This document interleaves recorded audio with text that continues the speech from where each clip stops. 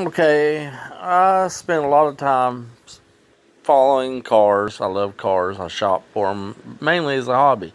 And I've learned some things, and I was going to make this for my dad.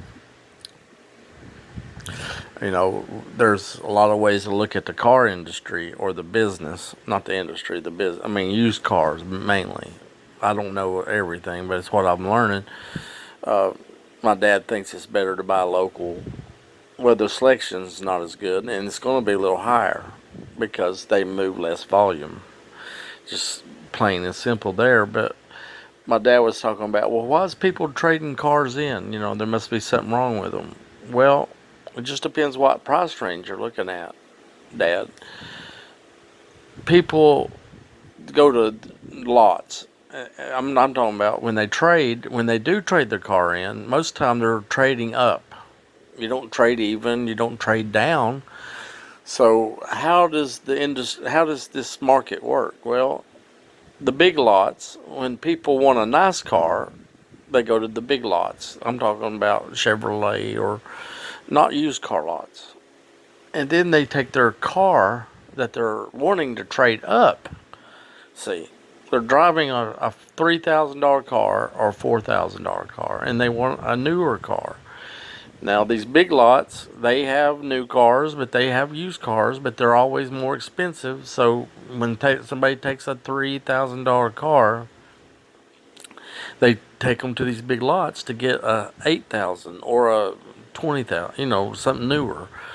The used car lots don't have trades as often. People like me that want a cheap car, they're not going to trade for a cheap car. They're going to buy a cheap car.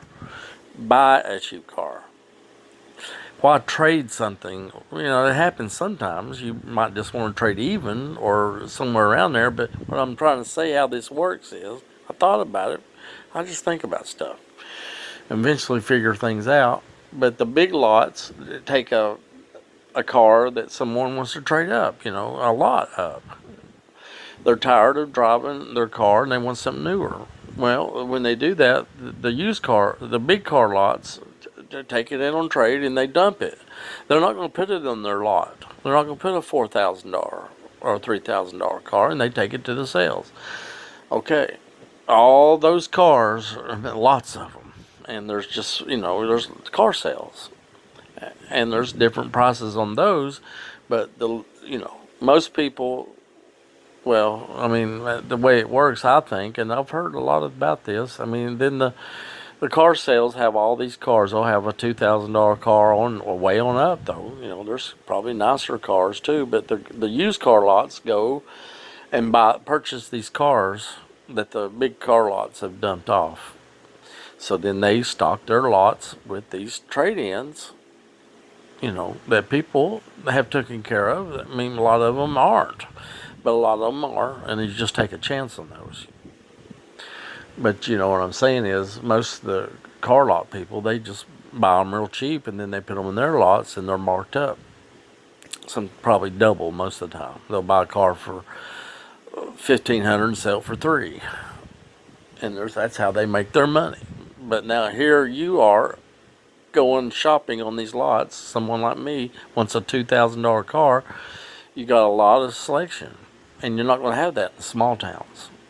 Not as much. Well, that's just what I want to make this video for Dad. You go to the bigger cities, you're going to have much more selection. They move more volume. There's more competition in the big cities. There's a bunch of used car lots in the big cities, and there's all kinds of people wanting $2,000 cars. So then you just got to check those out. That's the ones you got to really check out. Carfax, history, VIN number, and there you can find a lot, and then you can just find a lot wrong visually by just taking a mechanic or saying, look, I'll buy this car if you let me check it out, and they'll let you drive it for a little while. So that's what needs to be done. Now on a $8,000 car, on up to newer ones, they're not going to be as much wrong with those because they're going to just be newer and less miles. But okay, let's go back down to a $2,000 car. If you're going to spend $2,000, and that's all you can do, then pick a brand that can handle a lot of wear and tear and miles. So you don't want certain cars that wear out fast. And I'm not going to say, I mean, I'm just going to say, I didn't want to bring it up, but Honda, Toyota, you get on the internet, you can put 300,000 easy on a Honda Accord and Civics, and they'll just tell you. All the mechanics will tell you those cars have a lot less service problems. You pick out certain American mades. There's some that can handle a lot of miles. I'm talking about all cars can handle a lot of miles if you baby them, and you service them like crazy. But most people don't do that. So there's some cars that just can't. A Honda can take abuse. A Toyota can take some abuse, and if you take care of them, my gosh, they'll go 500,000 miles. If you take care of a Honda and a Toyota, it's just the facts. So if I'm going to spend $2,000 on a car, I want to make sure it's going to be something that's durable, that has a great history in the car reports. It's simple. It's not hard to figure this out when you spend hours and hours a day thinking about all this stuff. And I've learned, it's not. And then look, I've got friends that tell me too, but it's not. It's just simple logic. You know. Now, if you buy a certain brand that maybe don't have a good history, but it's been maintained well, and someone took care of it, and you can find the history of that car. But that's why I like buying from individuals. I took care of this car. I did all the maintenance. I got all the records, and I didn't drive it hard. It wasn't owned by a teenager, and that's what you got to be careful with Civics, because teenagers buy them, and they drive them fast, but they can take it. A lot of them, but I'm just saying, you buy from an individual, and they say, "Look, I'm a one owner, two owner. I got this car from a guy that took care of it, and I did too." So that's just something that goes into play when you find the history of the car. You find, but now, like I just said, some you want a woman owner, but not all women take care of cars, but they don't drive them as hard. If you can find someone that took care of it, men take care of cars too. It just depends who owned it. And was it serviced? And you can tell that just by looking at the car and checking the motor. You can look at the dipstick and tell a lot about a car in the radiator cap. And you get on YouTube and you find out visually, and then you can hear a motor, how it's supposed to sound. You can hear lifters, you can hear valve problems, you can see smoke coming out the back. You can feel a transmission. There's really not too much you can hide on a car. Dad, like the one we picked, it sounded okay, but that could still have been a good car if somebody just fixed it. And that guy act like he don't even want to talk to me about it, because it could be something worse than a thermostat. But it's getting on that brand. That brand is not a good car. A Nissan is not near as good as a Honda and a Toyota, and that's why they're cheaper.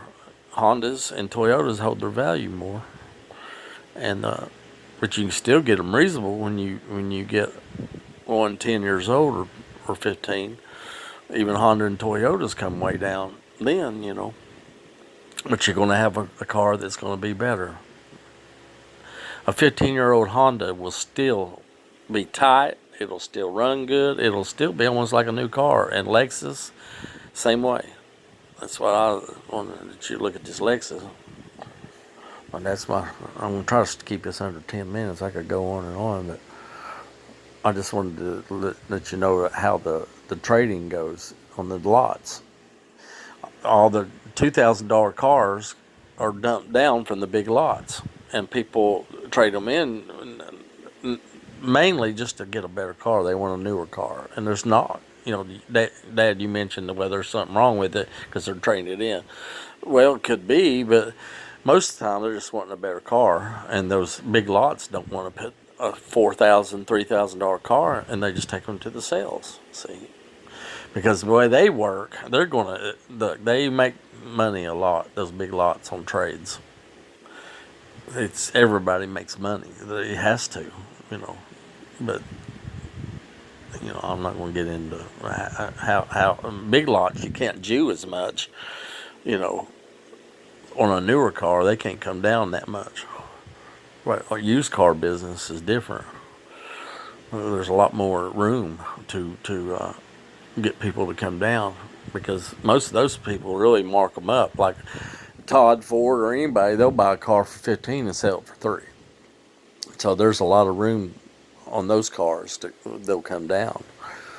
You know, but on a new car, they don't even make that much on a new car. That's what I heard. I don't know about that, but they can't come down there as much. All right, I'm done.